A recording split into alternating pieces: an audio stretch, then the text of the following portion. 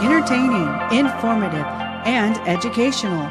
Inspiring content that makes a difference. This is the Maximus Troy Publications Broadcasting Network. Join the Academy.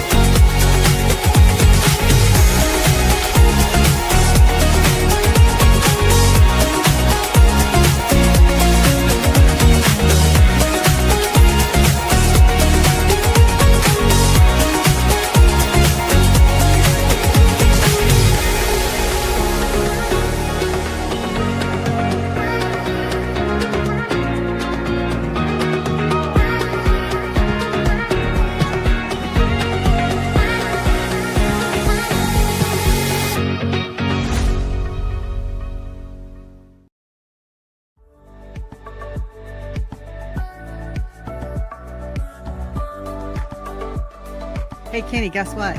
What? Mom's Day is coming. You know what that means? What? That means I get a gift. Yeah. You want to join the Breeders' Academy? Because I have a special deal for you and all your friends. Okay. Tell me about it. If you join right now, it's only going to cost you $1 to get in. And that way you get a chance to see what's inside the website, what's in the Breeders' Academy, what it has to offer. And yes, it does go back to $49.95 a month. At least you get a chance to check out what's in the Breeders' Academy. When does it start? Because I want to tell all my friends about it. I don't know, because that's way down in the outline where I wasn't ready for. Okay, here's the deal, guys. Thanks for that. Here's the deal, guys. First month is going to be $1. The second month after that is going to be $49.95 and thereafter.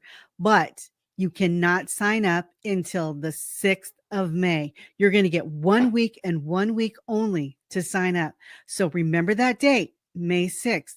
That's when you're going to get to sign up. And then it's only going to go till the 12th. So we're going to give you 1 week to decide if you want to know the Founders Program, if you want to have the Master's Class video series, the Bred to Perfection Live archives, complete audio library, exclusive member resources, unlimited coaching calls with Kenny, and learning from the best of the best, the people in the industry. Kenny Troiano, obviously, my husband, Breeders' Academy and Master Breeder. You got Brian Reeder, who is a poultry genetics and breeder specialist. Peter Brown for all your poultry health and disease expert needs. You got Tony Seville, who's also a master breeder. And actually, one of my favorites, Dr. Gallardo, who is a poultry veterinarian from UC Davis.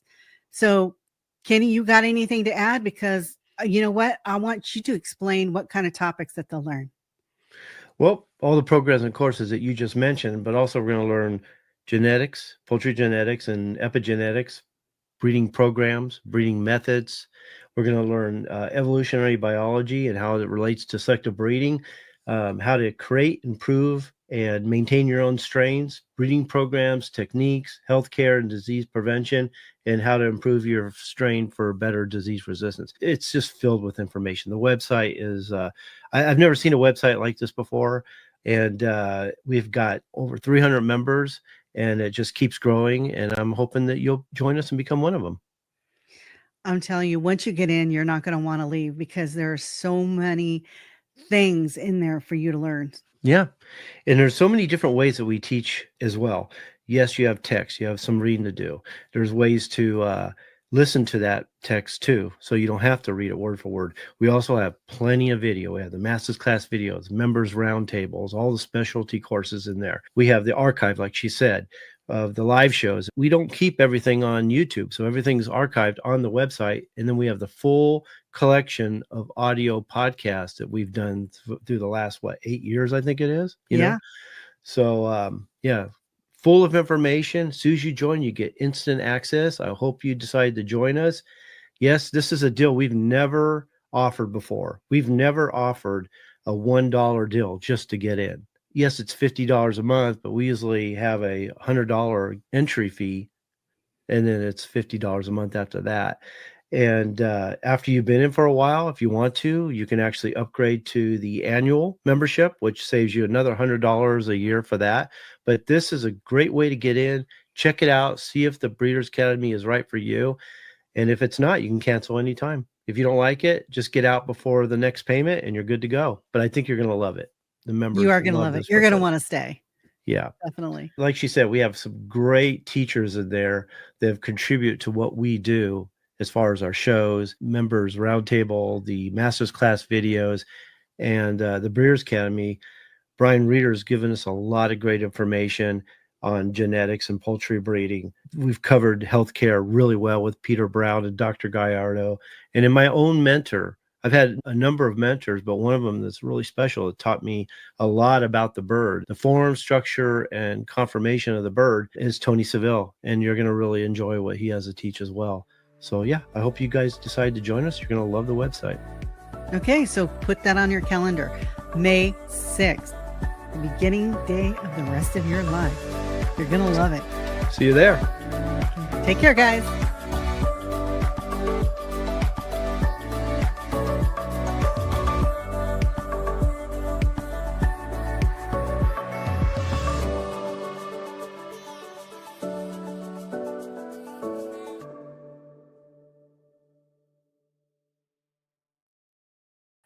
Okay, welcome to another episode of Bred to Perfection. I'm Kenny Troiano, founder of the Breeders' Academy, and I'm here with my wife, Nancy, and our special guest is Sue Dobson. We're still waiting for Frank. I can see he's still in the docks waiting to get in. He's having some internet issues, so he'll pop in as soon as he gets that fixed, or hopefully he'll make it. What's up, Sue? Oh, hey, we've had actually 2 dry days in a row, so that's a yeah, that's a big deal for you. So we got over a foot of rain last month, and then this month we've already had over 2 inches.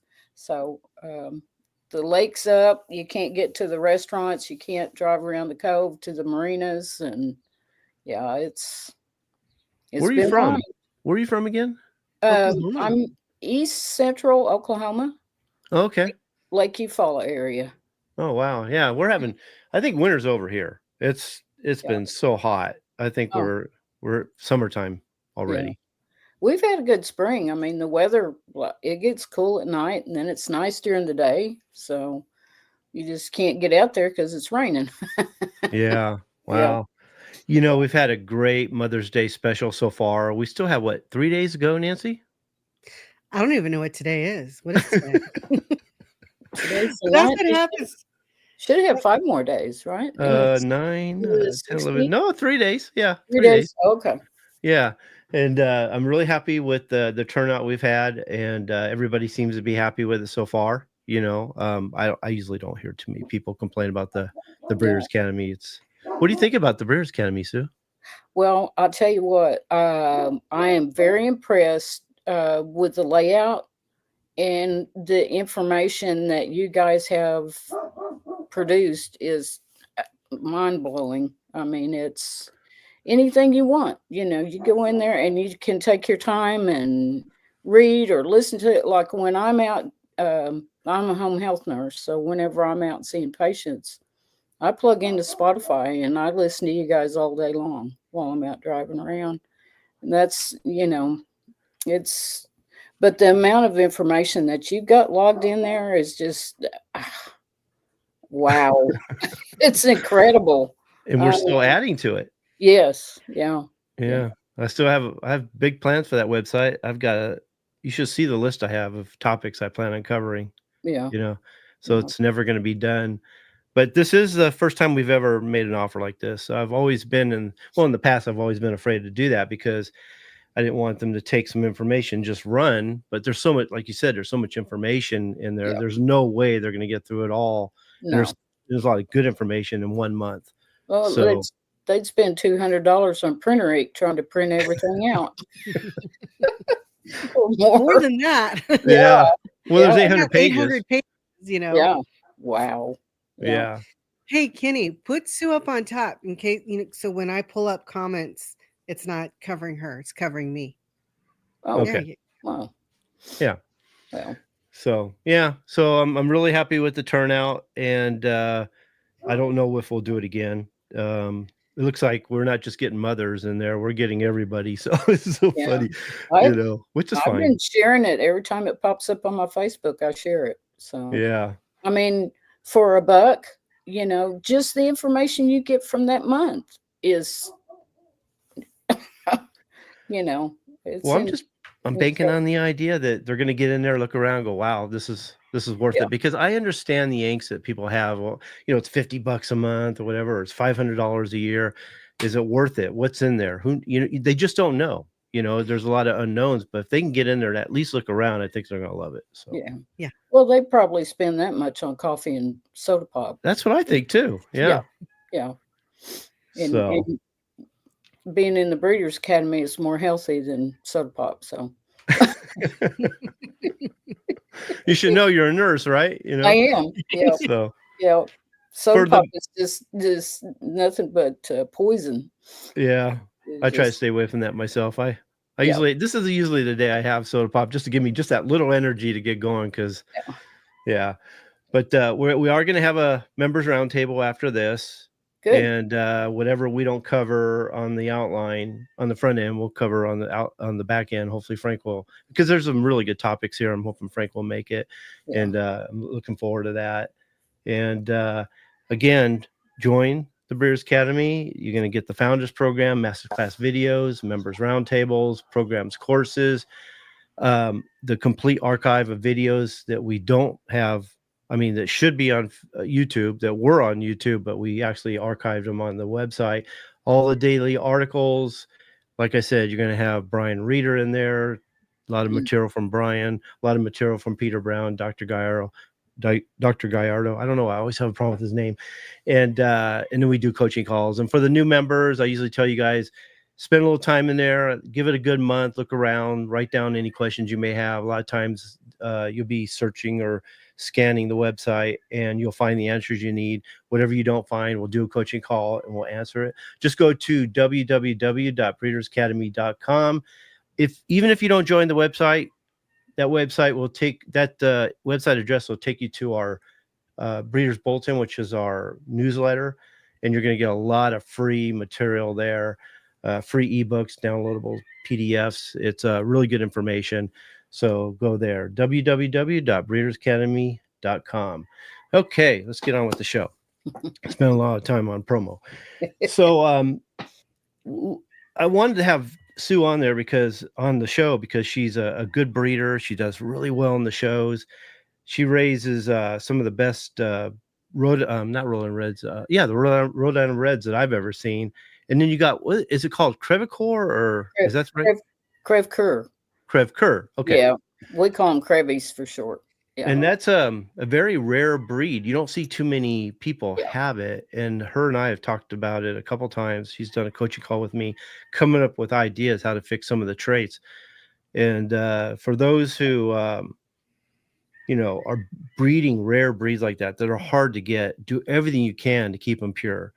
Don't add blood into them to try to fix them or to meet someone else's idea what they should be. Get in touch with Sue for like the Crevecoeur and the Rhode Island Reds, and breeders like her can give you a lot of information and a lot of advice on how to breed and what to watch for, that kind of thing. Always, the Breeders' Academy is a great resource for understanding the breeding program, the breeding process and selection, but getting in touch with breeders like Sue is really important because it's all about mentorship. And I can answer a lot of questions, but I don't know every breed. And if you have questions about color, what I don't know, I'll usually contact Brian and he'll usually give me the answer I need, or I'll send you to Brian. But no, I think mentorship is a big deal. Yeah. So. I've had two very good mentors. To start with was a lady named Connie Ablin. She's not on social media or anything. She can only be reached through email, but she was instrumental in getting me started with the Crevecoeur and led the way. And then Jeanette Behringer through the Livestock Conservancy, in coordination with Don't Have a Cow, Greenfire Farms. They shipped in either eggs or birds from France that were 100% Crevecoeur, and I was gifted a big cockbird, and he weighed 8.5 pounds. And the biggest cockbird I had at that time was 3.5. So the size difference was just incredible. But he really boosted these birds into the weight that they need to be. They need to be 6 pounds for the females, 8.5 for the males at adulthood. And we weren't even close to that, but we're there now. So you didn't introduce any deleterious genes or defects by doing that at all? There have been some things that I've sorted out over this is going on my 8th year with them. White in the wing, which, over an inch is a disqualification, but selectively breeding, I've gotten that out of them. Oh, good. And it was funny when I started with the Breeders' Academy and reading and listening to you guys. I'm like, okay, just by happenstance, I pretty much have followed that program because, and I was told several times, well, you need to breed this in, you need to breed that in, you need to do this, you need to do that. And I would talk to Jeanette and Connie, and they were like, no way, how, no way. So the cockbird was the only addition into the flock. Every bit of these birds is either from him or Connie. There's never been another bird bred into them. That's good. You and I talked about it, and I told you the same thing. I don't believe in, Brian and I have talked many times about the idea of gene chopping. And I think that's a great idea for creating like a new strain that has, traits that maybe don't exist, and it's a whole new breed. But when you're talking about established breed like yours, anytime you add new blood to get a certain trait in there, you're going to change so many other things too, that it would take so many years to get back where you need to be. And if you use your blood to continue them on after you've added the new blood to get the trait that you're looking for, then you end up weeding that trait out that you were trying to get in, and now you got all those traits from the other bird that now you got to weed through those too. So very scary. Outcrossing or crossbreeding is rarely the answer, and I always tell people, create a subline if you think you need to do it, and you talked yourself into this is something you're going to do no matter what, then do a subline, work on that for quite a while and see how it works. 9 times out of 10, those don't work out ever, so. And the traits with the Crevecoeur are so specific. The forked comb, Yeah. The cavernous nostrils, the red eye, the slate legs, the white skin. You start crossing in breeds, well, you end up with leaf combs and these odd looking. I mean, it's just. And I had a judge tell me, well, if I had 20 years, I could do this. And I'm like, I'm 67 years old. I don't have 20 years, and I'm not willing to mess the breed up just to satisfy somebody's idea of what it ought to look like. Yeah. Kenny, Especially- Go do ahead. we have any pictures that we could show people what they look like? Yeah, I did pull some up. Let me put those up real quick. I was going to say, Yeah. Here's one here. that one of Steve,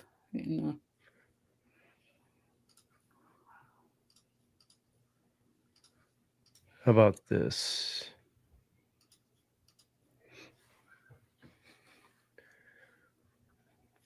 Oh, wow. Yeah. Yeah. Yeah, there he is. Yeah. That's Steve.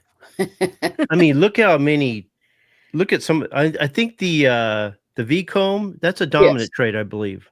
Okay.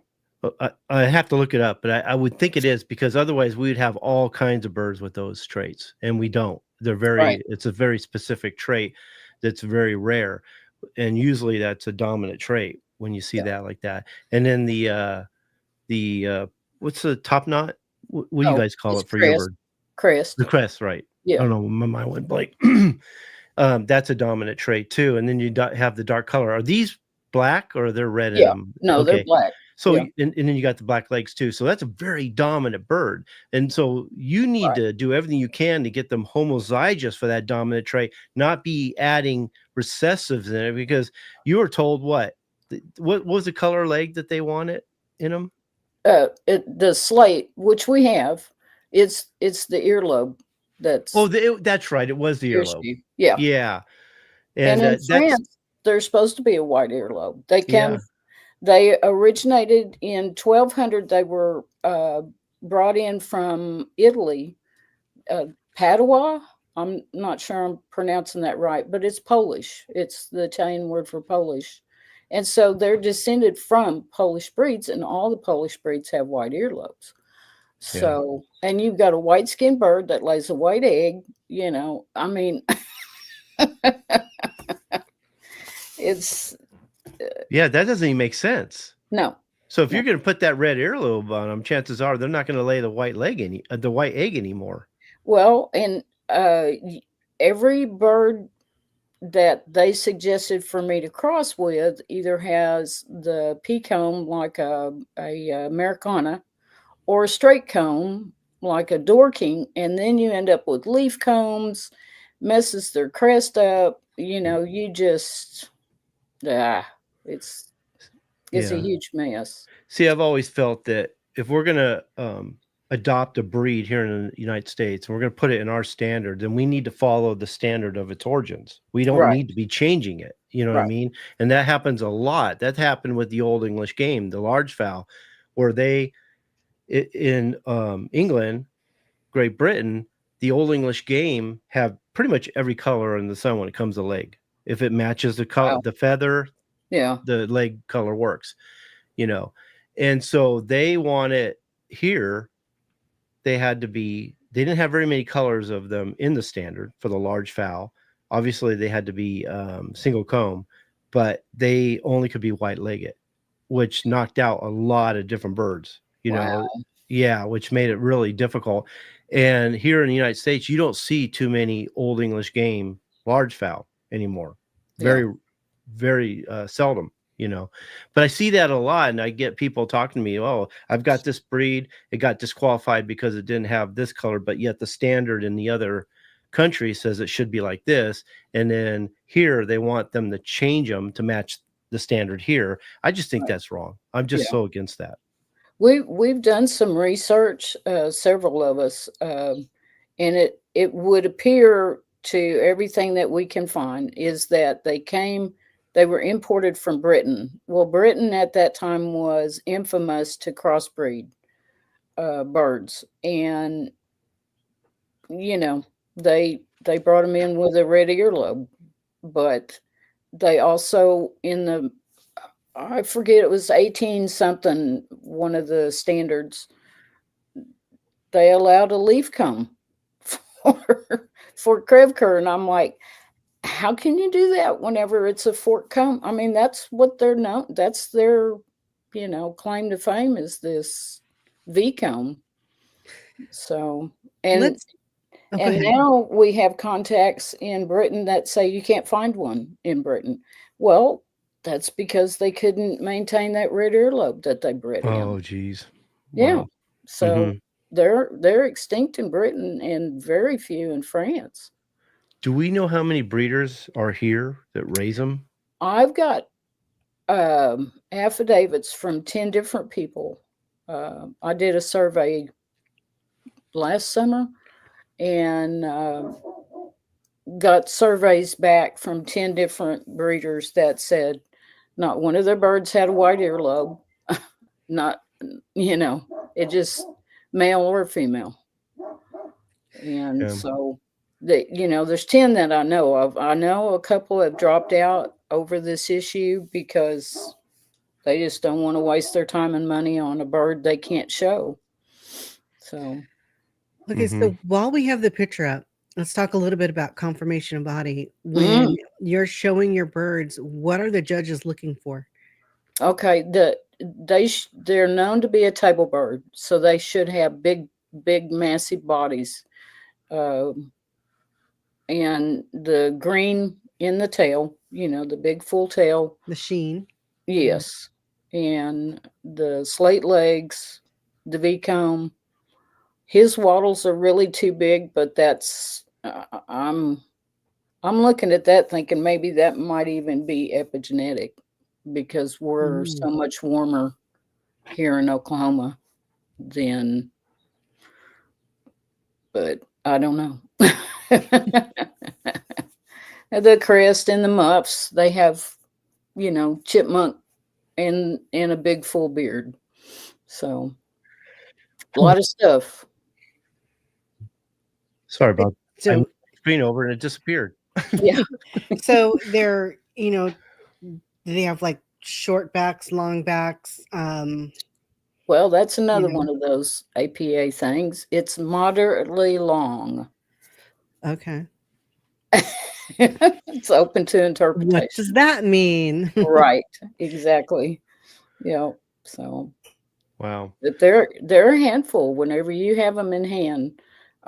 Like that bird right there, he has big thunder thighs. He would make a good table bird. Has the big thick chest, a lot of meat on the chest. Is that what their use is? Is that what they're bred for? Yes. Okay. Yep. In fact, people would pay their rent with the Krevker in France. They have a fascinating history. During World War II, the Germans almost wiped them out because they were so delicious. Oh, and so the farmers would hide them down in the basements and stuff, trying to save but the Germans almost wiped them out in France when they invaded. So how about egg production? Honestly, my Krevker outlay my Rhode Island Reds. Really? Yeah. Wow. Yeah. Yeah, they do. Yep. They lay very well. Yeah. And that's another thing. I've gone from a little bitty, medium small egg to now a large egg with them, because they've got that body capacity now. So yeah. So what are we looking at egg count per year?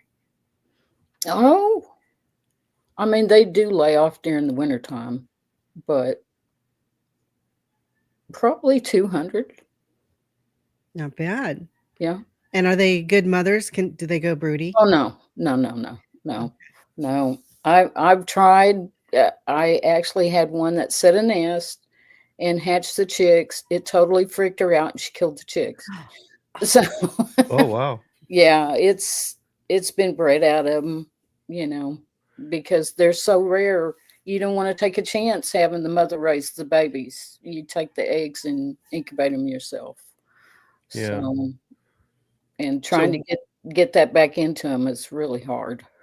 So what's the common defects that you're dealing with? Well, let me ask you this first. How long have you had them? That'll tell me how far along you are as far I've, as cleaning them I've up. been breeding these birds for going on. This will be my 8th year. Okay. So you Yeah. know pretty well at this point. Yeah. So what kind of defects are you seeing most common? Just the earlobe. I Okay. mean, there was one year where I had the webbed toes, but I had a fluctuation in the humidity in the incubator, and I've never had it since. So, Yeah. Now the Rhode Island Reds they've been around for a long time, and the breeder you got them from, what? How long were they around before you got them? This is a pretty old family, right? well, according to Rip Stalvey, now Rip, I love this man dearly. He has helped me with these birds so much because honestly, it was kind of I helped a friend during COVID. As a nurse, I was still working. I was still getting a paycheck. And this friend out in North Carolina had his own business and he couldn't feed his chickens. And so there were several of us that showed up and met him, and we took the birds with the understanding when he got back on his feet, we'd meet again, return the birds, and he never did. He never did come back for the birds or call me or anything. And so I didn't know what I had. I just had a bunch of hungry mouths out there eating me out of house and home. And so I just let them, I hatched a few. And Rip had become friends with me over the Knoxville win with the Crev.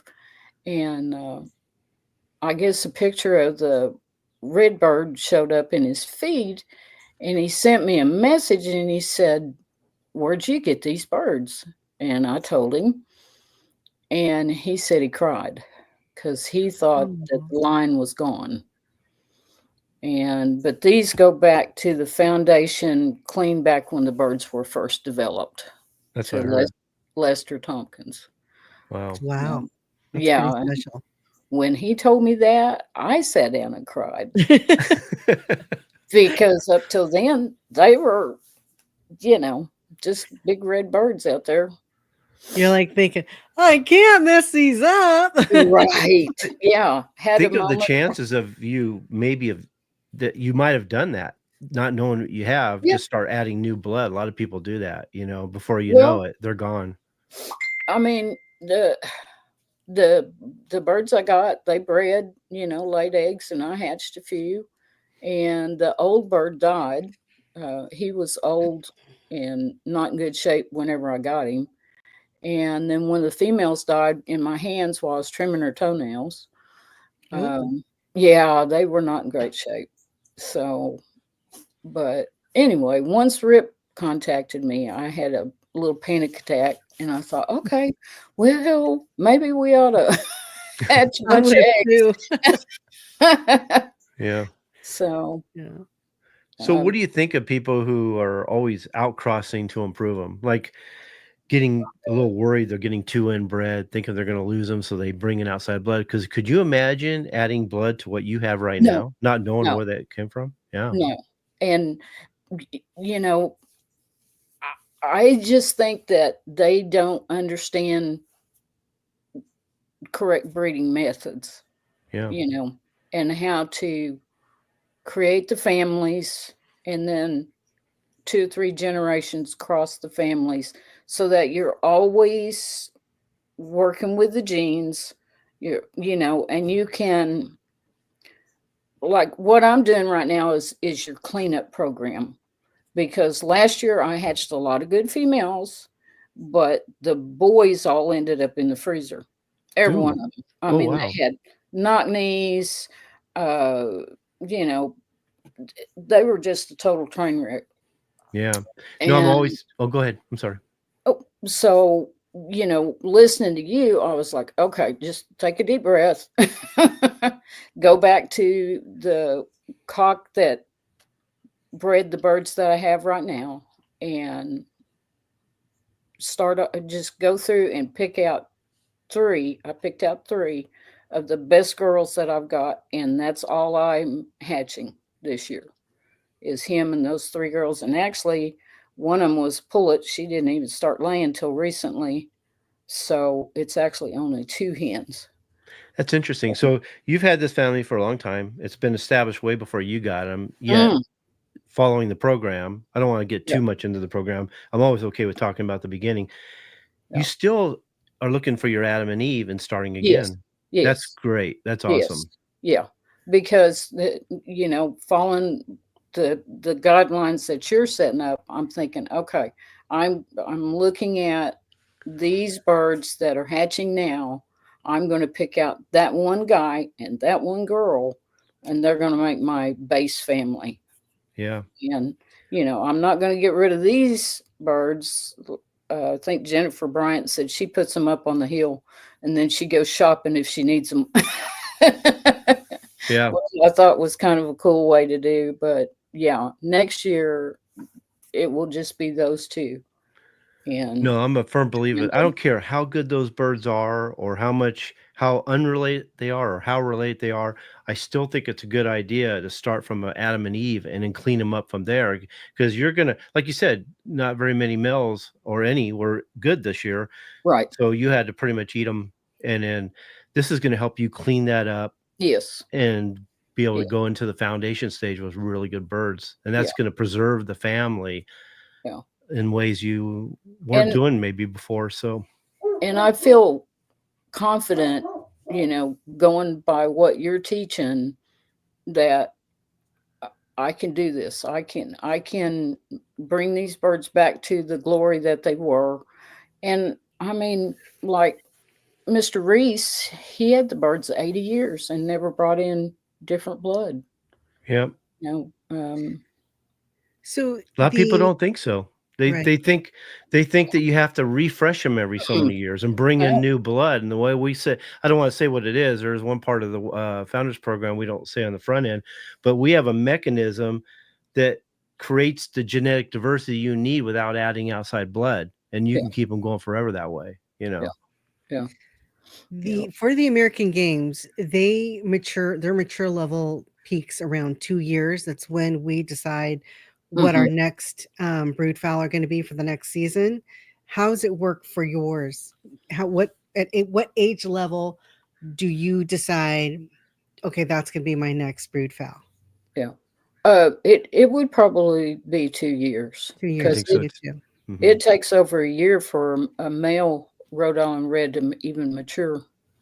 So, and pretty much 2 years for the Krebs. That bird that you brought the picture up, he's 5 now, Yeah. and he's him and three girls that are identical to him. They're the only ones I'm hatching for myself this year because I'm doing the same thing with them. I'm going to pick out, because he is 5. I mean, Yeah. one of No, these days, you just don't know their full potential till they're 2. I mean, right? you can kind Right. of know around 18 months. Yeah, At a year, they still have a lot of growing and a lot of developing yeah, and then a lot of proving too, because you know, um, the fact. I mean, I always say it that the biggest change, obviously, is from the time they hatch to 6 months old, but there's a lot of change between 6 months and a year, and everybody think that's pretty much it. Well, they show you a lot, but they still don't show you everything. And then right. from a year to 2 years, they really fill out, and Yeah, that's the telltale sign because they can fill out in different ways. yeah. Their type and conformation can change quite a bit in that Hmm. time, and then there's do they even survive their environment? A lot of times you don't know until they've went through a mold or two, that kind Yeah. of thing. Yeah. So There's I think it's other important. things that I'm looking at too that you guys are teaching, like the vigor. I've got a group that every one of them has side sprigs on their combs, so they're in just a layer group. but when they're out on the yard, I sit there and watch them. And there's this one, she's got perfect type. Her tail comes up the creek. Uh, she's vigorous. She's always scratching, feeding. She's out there when the other girls are laying in the sand, taking it easy. She's out going. And so I'm looking at her and I'm thinking, okay, she's ticking off a lot of boxes in my head. And what I'm going to do is just pedigree breed her and hatch her eggs once I get done with everything else I'm doing. And I'm just going to hatch her eggs. And I know that some of them are going to come out with side sprigs, but some of them aren't. And that's what I'm looking for, is to see if her vigor and her body type is going to carry through. I'm glad you brought that up because that is so important. And I think that's why a lot of people are afraid of inbreeding, because they've seen the effects of maybe inbreeding depression. And it's mostly because they're not selecting for vigor. They're not even paying attention. It's not even one of the things they select for. And you cannot keep a family going if you're not selecting for vigor. Health and vigor are the two top. Right. The books will always say type and conformation, but if they're not healthy and vigorous, you can't keep the strain going. They're always going to be fighting disease, or they're going to be fighting their environment. And me, I'm not a big medicine person. Matter of fact, I the only time I'm okay with medicine is when you're getting birds and they were brought up on medicine. Okay, fine. You got to do what the breeder did for a while, but you need to work them off that medicine. You need to get to the point when you're breeding for resistance. And unless you're selecting for vigor, you're not going to get there. You're not going to be able to inbreed them like the way you need to. And I'm admittedly, I'm kind of tough on them. They go outside, they go out on the yard. If it's raining, they get wet. If it's hot, then they need to find shade. They get fed sparsely during the day. They do get fed at night so that they'll go in their coops and get locked up. But, I just think that being out on the yard, in the sunshine, in the rain, doing what they're supposed to be doing is keeping them way healthier than the ones I have to lock up. Yeah. If you cull hard in the beginning, then you're going to find years down the road, you're not going to have to do hardly any culling, because I'm the same way. If they can't survive on my farm, they don't belong here. Right. And I won't baby them. I won't look for ways to make it easy on them whatsoever. And I don't medicate them. I do try to feed them as good as I can. I don't feed them crap stuff or cheap feed, but I also don't feed them caviar either, if you know what I mean. You know what I mean? So, I mean, there is a limit to that. But no, I'm very hard on them, and I always tell people, plan on culling hard in the beginning, and you'll be grateful because later down the road you'll find yourself not culling hardly any, and that's a good sign that you're on the right track, because it's all about making sure the offspring are better than the parents every generation. That's the only way you're moving forward. Right. And you can't do that with sick or birds that don't have the vigor. No. And I've got little white-faced Spanish Bantams, a quad of them that they run the yard. They live in the yard. They have an open coop. They go in and out as they will. And they're the healthiest birds on the place. And, intuitively that tells me, okay, it's better for these birds to be out running around. Yeah, hawk's going to get them every now and then. I've got the dogs in the yard that stop that, but, Is that your main predator? Yeah, I mean, well, if a possum makes the mistake of coming in the yard at night, they don't live very long. So, 1 year, Sissy got 13 of them. So, oh wow, yeah, she's a varmint getter. Yeah, so, but I'll go out there and I'll see possums in my yard, and I'm the kind. Well, if they're not in my pen, then I just leave them alone. Yeah, if they're in my pen, him and I are going to have to talk because things are going to happen. You know what I mean? Yeah. So I just try to make the pens as predator proof as possible, because I don't really want to have to kill the wildlife out there if I can help it. You know what I mean? So I have a 40-acre woods on one side and a 20-acre woods on the other side. And there's just and then like a huge park. Well, they call it a park. It's not a park. It's a wildlife refuge kind of place. But you can't get rid of the varmints around here. we keep them at arm's length, but Raccoons are the worst. yes. There's nothing worse than a raccoon. Yep. Now I will shoot them. So I don't know. I beg to differ. I'm not a big fan of snakes either. We don't have a snake problem here. We don't have a snake problem here, but there's plenty of other people that do. Yeah. I don't mind the snakes as long as they're not the copperheads. Now the copperheads, that's why I have a shotgun. They don't live long. The neighbors had one last year, but I haven't seen one here in about 3 years. So what do you say to people who are against or have problems with the idea of purity of blood, which is something we teach big time? Well, they need to sit in and listen to somebody that knows what they're doing. That's what I tell them first thing. The proof's in the pudding, like Frank would say, the proof's in the pudding. You do it long enough, like I've had that mess of crabs.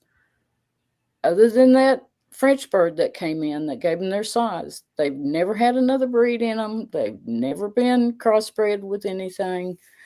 And, I mean, if it wasn't for the earlobe issue, they'd still be beating everybody in the showroom. And that's not really your issue. That's theirs. Exactly. Yeah. Yeah. So I say, don't change them. Oh, no. I mean, that's a shame that you can't compete on a level playing ground, all because of what they want, how they're trying to change the breed to match their standard type of thing, Yeah. But and it's funny because all the rest of the French breeds follow the French standards, except for the Crèvecoeur. And I'm like, well, it's funny. Brian told me, and it made so much sense that if you look at a lot of the breed, not your breed, it's a pretty homozygous dominant type the traits that it carries, but there's a lot of breeds out there. You can't keep them going if you're not going to double mate them. Okay. And he was telling me that the people who created the standard based on those birds created it in a way that they knew which birds had to be bred to what to create the colors that they're looking for. Yeah. And if you just bred them straight, like the proper cock to the proper hen, you weren't going to get the right color that would meet the standard. And so they did this because they knew what they were doing, that they could beat everybody. And now we're stuck with it inside the standard, which is a shame. And we saw this with like the silver ducklings when it came to the Old English games, in that if you look at the standard, and even my mentor, Tony Seville, which blew me away that he did it. It's like he should have known that hen that they have in that standard is the wrong hen to create a silver duckling. It's a proper hen to maybe further along a golden duckling, but not a silver. You need a hen that has all soft tones, no warmth whatsoever, no autosomal melanin. It has to be white, gray, or, like he called it, an eggshell color. And that was a proper hen to get the silver duckling they wanted. And I fell into that trap too for the longest time. That's how I was teaching it, that you needed a silver hen with some autosomal melanin. I didn't know it was called that at the time, that what we call salmon in the breast, to produce the right breed. And it was always producing red in the birds. And so we see this all through the standard perfection, where a lot of the birds need to be double mated to create the right color, but yet in their requirements, those birds need to reproduce themselves. Exactly. And they don't. Right. That's crazy. You know what I mean? Yes. Yeah. But the old breeders that run that place, they know this, and so it's just a way of them shutting everybody out, and I think elevating themselves, because I've had them ostracize me on Facebook and say, "Oh, I used to have red earlobe Crèvecoeurs back in the 1990s," and I'm like, "Okay, where are they?" Yeah, they used to be. Keyword used to. Used to be. You used to have them, but you couldn't keep it because you were not breeding them true. Joshua has a very interesting question here. How do we change the standards? There had to be a way to petition for the change with the proper logic. Only way, Joshua, is to get the people who actually know how it really works and really know what's going on to get in, be voted in, and make the changes they need, because everybody in there right now, they're not going to change a damn thing. No. And it's so hypocritical because we've petitioned them. We were at Shawnee, we were supposed to have an audience with them. They didn't give us that. They didn't read the petitions. They didn't read my letters. None of the affidavits from the surveys that I sent out. They didn't read any of that. But yet, two of the people that voted against it, one of them put my bird as champion large fowl in 2021 at Knoxville, and the other one just now put a Crev on champion roe up in Idaho. That looks like yours. It's out of my birds. It's out of my line. I mean, it's got a white earlobe, you know, but he's the one voting against it. But he put her on champion roe as champion continental, and I'm like, that doesn't sound right. Wow. It just makes no sense. Well, and that's what Tony used to tell me too, is don't let the judge pick your birds for the brood fowl, for your brood pen, right? Because you could go to one show and the one will say, no, it has to be red earlobes and not white. And then you change it to red. And then you go to another show, no, it has to be white earlobes, not red, type of thing. So just try to breed them. I'm a firm believer of breeding them to the standard from where they came from. Yes. In your case, France. Okay. No. I think that's really important. And if the APA doesn't want to get involved or, play right or play proper, if they don't want to correct it. Yeah. Then I'm not changing my breed to satisfy them. No, that's just wrong.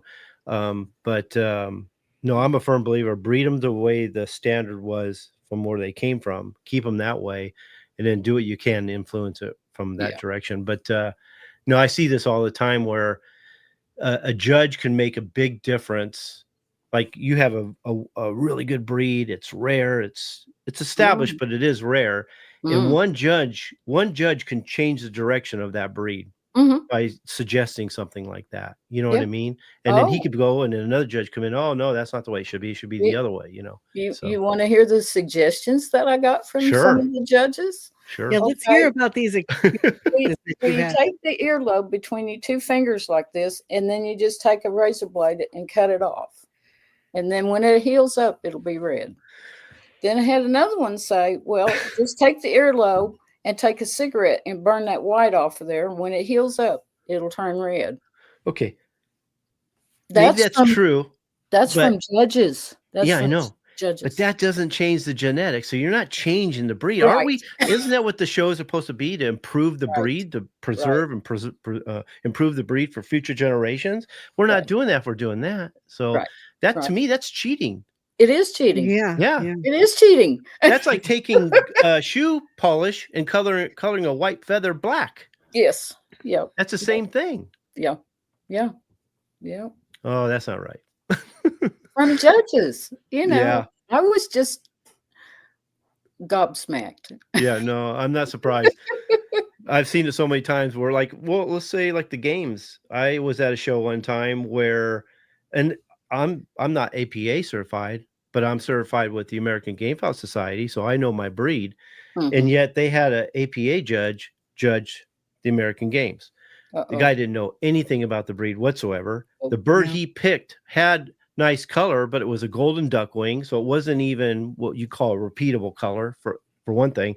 The type and conformation was more like a laying hen type breed. Okay, wasn't game at all, and we were all making fun of it at the time. I was walking around, and I could see people laughing at it and pointing at it, saying, "Oh, that shouldn't be here. That's not American game." And I was like, "Well, he's not gonna." I'm thinking to myself, "It's not going to win. There's no way." I mean, nice color. And I even went up to the guy, says, it's a beautiful color. In a lot of ways, it's a beautiful bird, but it doesn't represent its breed. I just want you to know, because if you breed this, thinking that you got something good, you're going to reproduce a lot of birds that aren't right. You know what I mean? I'm just trying to help you out here. That bird, I had egg on my face because that bird won the whole show. Oh my. Yeah. And he was like, well, how do you explain this? I go, well, okay, that's just one judge's opinion, but me and a lot of guys here know this breed, and I would suggest that you don't breed that bird, because you're going to perpetuate birds that don't represent their breed. And then before you know it, you have a whole yard full of these. Yeah. and then And pass them on to people who don't know better, then Yeah, we got a exactly. problem. Yeah. Exactly. Yeah. Okay, well, I'd like to say judges beware, because there's going to come a time when the breeders know more about the breed that they're perpetuating than Mm. the judge. Mhm. And, you know, there's going to be a lot of, In some I ways, don't know. we're there. I mean, Sue I, knows yeah, Yes. I more do. about this I do breed think than we they are. do. Yeah. Yeah. I do think we are. Yeah. You know, a lot of people go, well, you say a lot about purity of blood, but you probably can't explain what that means. And I'm like, no, I can explain very well what that means. Mhm. They need to be uniform, consistent. Okay. Right. They need to be able to repeat themselves, or they have to be predictable, so that all the offspring, you know what you're going to get. And Mhm. then you need to be able to repeat that. You know what I Mhm. mean? And not see a lot of variation or things that Yep. don't represent the breed. I mean, to me, if they're uniform, consistent, predictable, and repeatable, that's purity of blood. Right. Right. So if I'm going to add new blood to fix something just because you said it, now I've ruined them. Right. Now they're not going to Then you represent their breed. Then you start all over. You Yeah, just start all exactly. over. Yeah. Like you said, you just create a bunch of mutts. Yeah. And I'm not willing to do that. I'm not willing to do that with either one of these breeds. Now, this is funny, and Nancy thinks I should find a way to maybe do it in the round table and talk about it, maybe even. Oh, Yeah, I ran into it. Somebody sent me something. It was a quail breeder. It's supposed to be a very popular quail breeder, and he was teaching everybody how to line breed. And his way of line breeding was to breed like a cock with a bunch of hens. I'm like, okay. And then the offspring from that put it back in the same pen, breed to that cock, and do that number of generations. I was like, okay, that's line breeding. And then he says every 5 years or so, I get other birds from other people and infuse it into mine to freshen them up, so I don't lose certain traits and everything. I go, well, now you just ruined them. Now you just did all that line breeding for nothing, and now you're starting over. Why would I go through all that trouble for line breeding them properly to clone that particular bird and get Right. more like him, only to bring outside blood and completely start over? That Yeah. doesn't even make sense to me. And he's supposed to be a very well-known quail breeder. And I was showing Nancy, I go, what do you think? And she almost like, I thought she was going to lose it. She goes, we need to talk about that. I go, yeah, I know. I just don't know how to play how to this pull it without, up without, you have to yeah. be careful. Yeah. But And I hear all the time, oh yeah, I only outcross every 5 or 6 years just to freshen them up. No, you changed them. Well, no, then he outcrosses them, and then he gets these fabulous birds that, the first generation, Well, and is thinking he's going in the right direction. And we're like, no, you got a bunch of hybrids. right. Yeah, hybrid There. vigor. You're seeing the Hybrid effects vigor. of hybrid vigor, not the effects of Right. And you the can't actual- carry it. You can't carry it. No, hybrid vigor, like I say all the time, it's not repeatable, it's not inheritable. You can't pass it to the next generation. It's a one and done. Right. That hybrid bird, whether it's a quail, a chicken, a duck, whatever, is the product. That's it. You know what I mean? Now you can create a strain from that, but that's why we have the cleanup process inside the Founders Program is meant to do just that. Clean them up so that you have birds that are good enough to go into the foundation and worth cloning. Yeah. Uniform. Yeah. And that's the sad part, because that's where most people are. Very rarely, or not very often, are we able to go to a breeder and get really good birds that are established that we can just continue on. And like you did, I think it's a great idea. You've had these birds for a long time. They were well established from a breeder from maybe 100 years ago, Yeah. And you're picking the best from what you have, making that your Adam and Eve and starting over. You're not getting rid of all your birds, but you're actually putting them through the cleanup process, and you're going to have a nice family when you're done. You're going to clean up a lot of faults that you were running into for sure. It was enlightening to me to learn about the side sprigs, that I can, what's it called? The Punnett square. Oh yeah. Mm-hmm.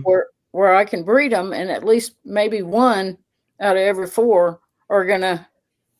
You can move forward with it. They're going to carry the gene, but I can eventually clean it and suppress it. Right. Yeah. So I see she's last on the list of breeding. So I see a lot of ribbons behind you. Can you tell us a little bit of what you have achieved so far? Well, let's see. that ribbon back there was the best rode on red at Ohio National in 23. Wow. Yeah. If anybody doesn't know, Ohio National is a huge chicken show. Yeah. And so that encompassed the open show, the junior show, the bantams, and the large fowl. This guy was the best. So, yeah. That's amazing. And then on the Crevkers, my great bird Dixie won. Let's see, first win was 2020 Champion Continental at Shawnee. And then she went on in 2021 to win Champion Large Fowl at Knoxville. She's won Champion Continental or Reserve Continental 4 different times. Let's see what.